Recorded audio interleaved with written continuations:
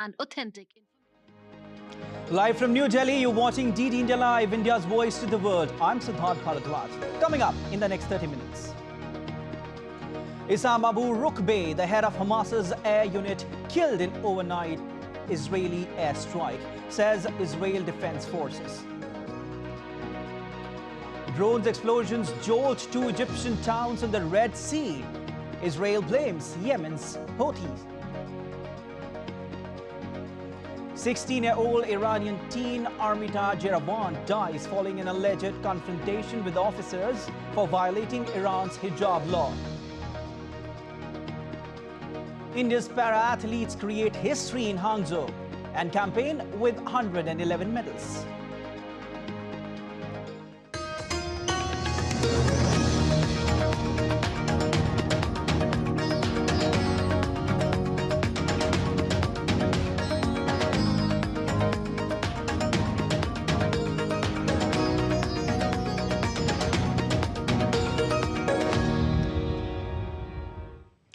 The Israeli military on Saturday announced that it had eliminated the Hamas leader responsible for overseeing aerial operations, who is believed to have played a role in planning the 7th of October attack on Israel. Israel has also stepped up its air and ground attacks on the Gaza Strip. Internet and phone services were also cut off in the enclave. Meanwhile, Hamas has said it is ready to confront Israel with full force. Drones explosions rocked two Egyptian towns, injuring 6 people. The Egyptian army said, as the Israeli army blamed Yemen's Iran-backed Houthi for the strike. Israel's foreign ministry said that Houthis launched drones and missiles with the intention of harming Israel. The twin explosions has raised fears of a spillover of the Israel-Hamas war. DD India correspondent Amrit Pal Singh sends us this report from West Bank in Palestine. Take a look. A place called Batil, which is a Jewish settlement in West Bank. So this is what West Bank looks like at the moment, though Israeli is targeting mainly Gaza, which is the base of the Hamas. But there have been strikes at a couple of places in Jenin, in another refugee camp in the West Bank, and there have been many arrests made. About 110 people have died so far, more than 2,000 people injured, 700 people arrested. If I can ask my camera person to show you what Batil looks like, people, there is considerable anger amongst people. These ambulances that you see are stationed here for when the Israeli security forces come here to arrest people from settlements here, from Arab areas here, who they believe are Hamas supporters, and even Hamas, and they are accumulating weapons here, and that is why those arrests are being made. People here resist that, and in the ensuing firing, people lose their lives. This is apart from the strikes. So this is what the situation in West Bank looks like. With cameraman SP Dubey, this is Amrit Pal Singh in Batil, West Bank, Palestine. The United Nations General Assembly has passed a resolution calling for an immediate humanitarian truce between Israel and Hamas and demanding aid access to Gaza. A total of 120 countries voted in favor of the resolution. 14 countries voted against, including Israel and the United States, while 45 others abstained. The resolution also demands all parties comply with international humanitarian law and continue sufficient and unhindered provision of life-saving supplies and services for civilians trapped inside the enclave. It also called for the immediate and unconditional release of all civilians held captive, as well as demanding their safety, well-being and humane treatment in compliance with international law. The resolution stresses the need to urgently establish a mechanism to ensure the protection of the Palestinian civilian population and the protection of United Nations and all humanitarian facilities, as well as to ensure the unhindered movement of aid convoys.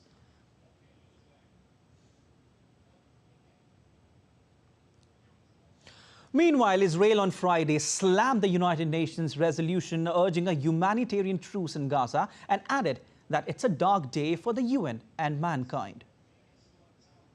Today is a day that will go down in infamy.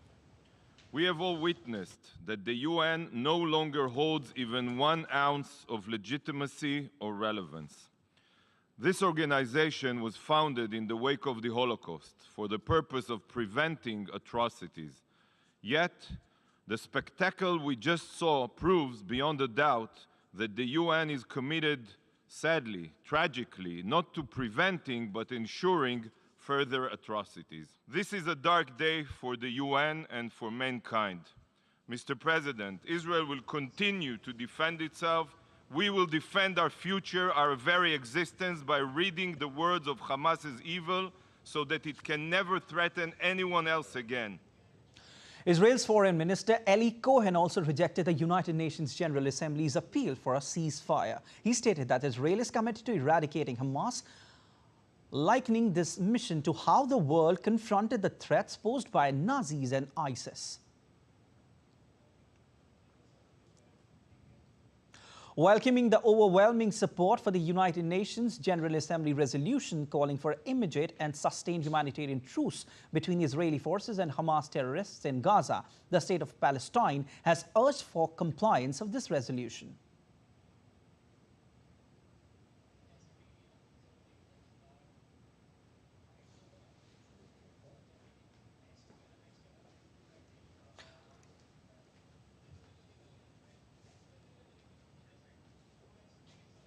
That the Security Council to wake up and to shoulder its responsibility and also to act in sync with the General Assembly, and Israel has to obey. There is no such thing as is not binding. Whatever we decide in the international community, whether in the Security Council or in the General Assembly in general or in the form of a resumed emergency session, should be binding. And it is our collective duty not to accept this continuous rebellions by a member state in refusing to honor and respect the decisions in accordance with the Charter of the United Nations. So we have tools in our hand. Well, our correspondent Amritpal Singh joins us live from Jerusalem. Amritpal, you are in Jerusalem right now where protests and confrontations are happening amid the Israel-Hamas war. What more do you have for us? Well, the latest update is that the Israeli army, true to its word, when they said yesterday that they are expanding ground operations, they have gone inside. They have not elaborated in the amount of numbers, the numbers that the Israeli troops have gone inside. They have confirmed that they are inside the Gaza Strip and on the ground, and they are still there. Earlier, yesterday and day before, they had conducted localized raids, what we can understand as surgical strikes. They did short operations, destroyed their targets, Hamas's targets, anti-tank missile launch posts, their operational bases, etc., and came out. But here now they've gone with a bigger strength, probably 2 columns. They haven't elaborated how much of the army has gone inside, but they are on the field. My understanding is, by talking to various people who are in the know, who talk to you off camera, the areas that they have considerably weakened by aerial bombing last night, they have gone inside those areas and they are slowly inching ahead. Even while the Israeli Air Force continues to pound Gaza Strip and the Hamas targets, it is pinpointedly attacking the Hamas bases. That's what the Israeli army, the defense forces claim. And also the fact that, they've killed the top aerial Hamas, basically the Hamas air chief, Sam Abu Rukbeh, who was one of the key figures in, executing the October 7th attacks. So they have been able to successfully kill him and his family. But the fact also remains, Siddharth, that, the civilian casualties are going up. Israel calls it collateral damage, but the fact remains is they are going up. According to Gaza's health ministry, the figures stand at 7,300 by latest count and still counting. The UN had said about 1,000 odd people could be buried under the rubble. And in West Bank, where I was some time back, the figures have, touched about 110 and 2,000 injured. So close to about 20,000 injured.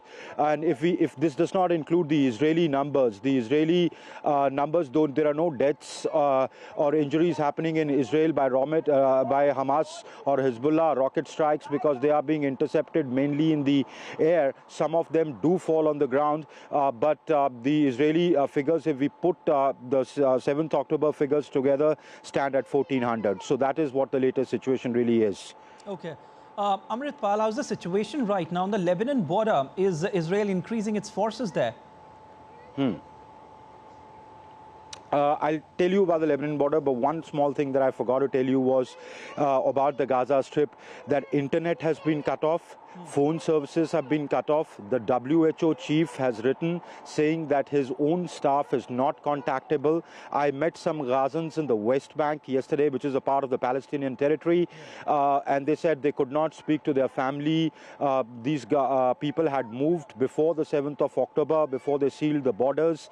They had come to Ramallah to visit their relatives, but they can't go back, and now they're saying that they cannot contact because there are no phone services working. So it's almost, Gaza cut off through telecommunications. Okay, about the Lebanon border. Hezbollah is continuously firing rockets. They've increased their missile strikes in northern Israel. They had said that we will open a full-fledged front in the north if Israel enters the Gaza Strip on ground. We expect that they would increase the attacks through the day today, and the Israeli forces are also responding by launching missile strikes into Hezbollah targets, into Hezbollah areas, and they claim they have hit their ammunition depots. So the northern border is hotting up, and people have been completely evacuated from 5 kilometers from the border that has been declared a military zone. Only the army and a few media persons to a point where they allow are there, but the border is hotting up, yes. All right, on that note, thank you so much, Amritpal Singh, for joining in. 16-year-old Iranian girl Amita Jerawan dies following an alleged confrontation with officers for violating the country's strict hijab law. According to Iranian state news agency, the teen went into a coma for some time after suffering from brain damage. She died a few minutes ago.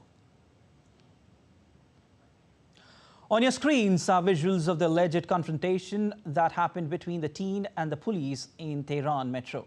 The incident comes over a year after the death of Mahsa Amini in the morality police custody triggered unprecedented protests in Iran. Still to come on this edition of DD India Live. Myanmar shooting suspect found dead. South Korean and US troops hold joint future combat drills.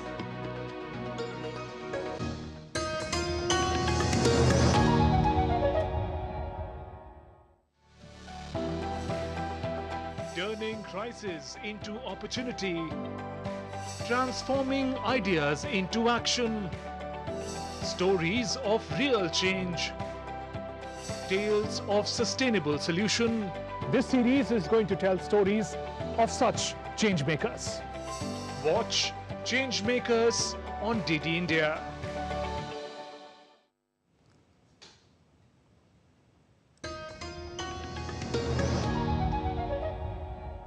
You're watching DD India Live. I'm Siddharth Bharadwaj. Now, the Pentagon says a Chinese fighter jet flew within 10 feet of a US bomber over the South China Sea. The US has released video of the incident, calling the Chinese pilot's maneuvers unsafe and unprofessional. Nick Harper reports from Washington. The video taken from the US B-52 bomber shows the jet, a J-11, closing in on the US aircraft. This incident happened on Tuesday night in international airspace over the South China Sea. Now, the United States says that the Chinese pilot's actions nearly caused a collision. A statement from the US Indo-Pacific Command said that the pilot demonstrated poor airmanship and flew towards the US plane at uncontrolled excessive speed. The statement described the pilot as flying in an unsafe and unprofessional manner. The US also said they were concerned about the Chinese pilot, that he was unaware of how close he was to causing a collision. The pilot was seen flying below, in front of and within 10 feet of the B-52 aircraft. It comes at a time that the Chinese Foreign Minister Wang Yi is in Washington for meetings with Secretary of State Antony Blinken. Both men say that they're committed to keeping dialogue open, aiming to foster healthy and stable and sustainable development between their two nations. But this incident is another flare-up in the already rocky relations. Now, there is a chance that the presidents of the two countries, Joe Biden and Xi Jinping, could meet on the sidelines of the APEC summit in San Francisco next month. Lots for them to discuss, potentially including this latest incident. Nick Harper in Washington, reporting for DD India. Now, the man suspected of killing 18 people in a shooting rampage in Maine was found dead on Friday, ending a 48-hour manhunt that followed the most lethal episode of gun violence in the United States. More details in our next report. Joe was the only one that would come up and hug me and say, "I love you, Dad, I love you, Dad." And sometimes I'd say, "I love you" back. Sometimes I wouldn't say that. Meet Leroy Walker, whose son was one of the victims in the devastating shooting that occurred on 25th October at a bowling alley and popular restaurant in Lewiston, Maine. The man suspected of killing 18 and injuring 13 others was found dead with an apparent self-inflicted gunshot wound in Lisbon Falls late on Friday. With this, a 48-hour manhunt ended that followed the most lethal episode of gun violence in the state's history. Maine Governor Janet Mills confirmed that the main shooting suspect has died. He is dead. I've called President Biden to inform him about this news. Like many people, I'm breathing a sigh of relief tonight, knowing that Robert Card is no longer a threat to anyone. I know there are some people, and many people, who share that sentiment, but I also know that his death may not bring solace to many. But now is a time to heal. According to law enforcement officials, the suspect had a history of mental illness and was committed to a psychiatric facility for 2 weeks during the summer of 2023, after which he was released. Following Maine mass shootings, Jared Golden, one of the only 5 Democratic representatives to oppose planned ban on assault-style weapons, said that he was changing his stance on gun legislation and would now support banning assault weapons.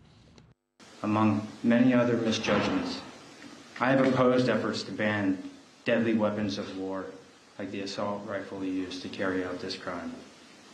The time has now come for me to take responsibility for this failure, which is why I now call on the United States Congress to ban assault rifles like the one used by the sick perpetrator of this mass killing in my hometown of Lewiston, Maine.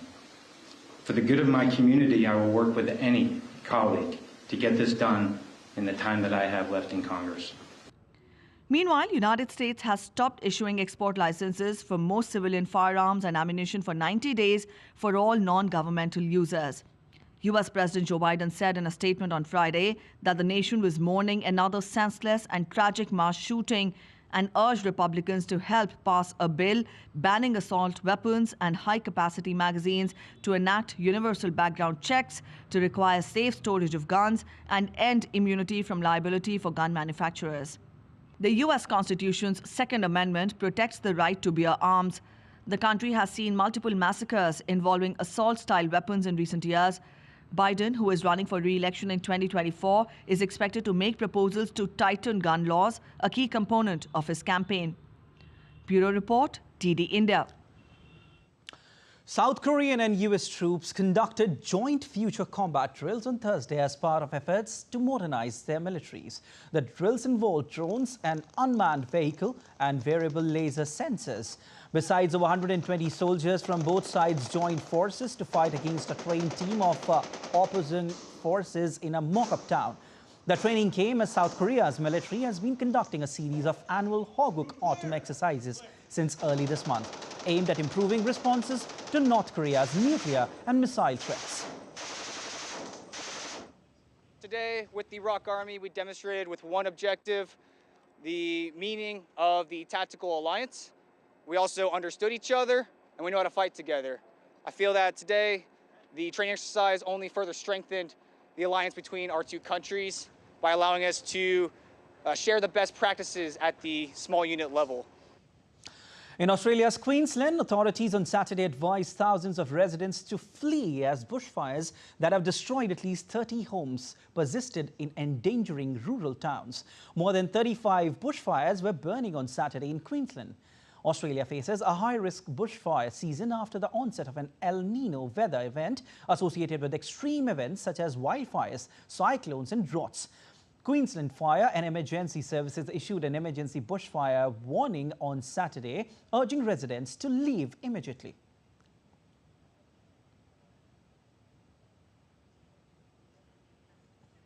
Well, let's now get you stories from the world of sports.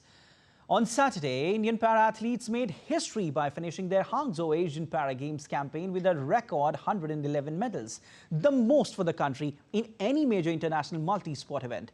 The Indian para-athletes won 29 gold, 31 silver and 51 bronze medals at the Hangzhou Para-Asian Games. India finished 5th in the medal count. This remarkable feat supersedes India's previous best of 72 medals, which was recorded in the 2018 edition of the Asian Para Games in Indonesia. What makes this achievement so special is that India's para-athletes have pipped their compatriots in going past the 107 medal mark at the Asian Games. Dilip Gavit kick-started medal streak by helping India to reach the coveted three-figures mark. He secured gold in the men's T47 400 meters event with a time of 49.48 seconds. In the para-chess men's team of B1 category, the terrific trio of Ashwin, Darpan and Saundarya secures a spectacular gold. Meanwhile, India sweeps the podium in the men's chess B1 individual event. Darpan Irani brought home the gold with his middle game maneuvering. Saundarya Pradhan bagged silver while Ashwin Makwana clinched bronze. In the PR3 mixed doubles sculls rowing event, the Indian duo bagged silver with a timing of 8 minutes 50.71 seconds. Indian para-athletes showcased their indomitable spirit and resilience. Battling all the adversities and challenging circumstances, they brought some host of medals, proving that disability was no barrier to excellence. Their achievement were a testament to the human spirit's power to overcome obstacles and reach for the stars. India's Prime Minister Narendra Modi hailed the milestone and attributed the success to the exceptional talent, dedication and perseverance of Indian athletes. In social media post, PM Modi said, 100 medals at the Asian Para Games, a moment of unparalleled joy. This success is a result of the sheer talent, hard work and determination of our athletes. This remarkable milestone fills our hearts with immense pride. I extend my deepest appreciation and gratitude to our incredible athletes, coaches and the entire support system working with them. These triumphs inspire us all. They serve as a reminder that nothing is impossible for our youth. We are now joined by DD India correspondent Narayan Singh. Narayan, what a magnificent show by India's para-athletes in Hangzhou. 111 medals. True, if you take a look, this achievement is a big achievement. Winning 111 medal in a multi-sports event, it's a big achievement. And if you take a look, it's India's finest, is the best performance for India in any multi-sports international event, winning the 111 medal. And before that, at the Asian Games, in Hangzhou only, India won 107 medals. And here our para-athletes also broke that milestone, and they crossed that milestone and winning more medals than that our athletes won at the Hangzhou Asian Games. So all in all, a great performance. If we take a look, in the previous edition, India won overall 72 medals, and now from 72 to 111, this is a big leap, a big jump by our athlete. It shows that the trajectory of the Indian sport, where the Indian athletes, where the Indian sports is going right now. If you take a look at the first edition in 2010 in Guangzhou, where India won just 1 gold, and in this edition, India has 29 gold medal in this edition. So this shows that a big steep rise in the journey of the Indian sports, and this is the outproduct of the schemes rolled out by the government. If you take a look at the top scheme, 39 athletes in this Para-Asian Games were from the tops, and many of them secured medals. And if you take a look, the programs run by the government, there is a 365-day program for the athletes. And in the past, we saw that there was the camps and the training schedule that was sporadic, that was scattered. But now, there is a 365-day program for India. Okay. There have been various schemes launched by the government helping athletes competing in big competitions and bringing laurels to the country now. Narayan, tell us something about the standout performers from the event. If you talk about Siddhartha, great performance by our athletes here. There were multiple podium finishes by our athletes. There were multiple clean sweeps by our athletes here. At the Asian Games, our athletes here created 6 world records and 13 Asian records and 15 Asian Games records. If you talk about Sundar Singh Gurjar in javelin throw in his category, he broke world record. If you talk about Sumit Antil, he created world record in his javelin category. If you talk about athletes like in para badminton team won 21 medals, including 4 gold medals, and it accounted 20% of the number of medals India won. If you talk about the archery, para archery, in compound archery, our archers created history. So all in all, in every discipline, if we talk about rowing, first time India won a medal in the rowing also, in the para rowing here. So it shows that not only in the games where we are doing well, we are a dominant force. In the sports where we are just participating, in those sports also, we are doing a great job. All right. All right, on that note, thank you so much, Narayan, for joining in. All right, that's all for this edition of DD India Live, but let us know your thoughts on the news of the day. You can connect with us on Facebook, X, formerly known as Twitter, and Instagram. We'll be back with more news as it breaks here on DD India. I'm Prasar Bharati from all of us here in Delhi. Thanks for watching DD India Live.